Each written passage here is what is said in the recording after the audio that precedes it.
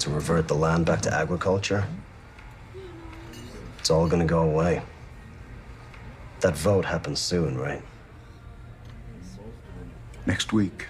Well, according to the preliminaries, you're gonna be one vote shy of holding on to that land.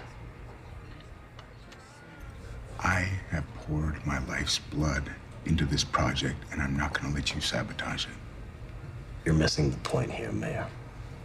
I know how important Charming Heights is to you, to this town. We're gonna make your dream come true.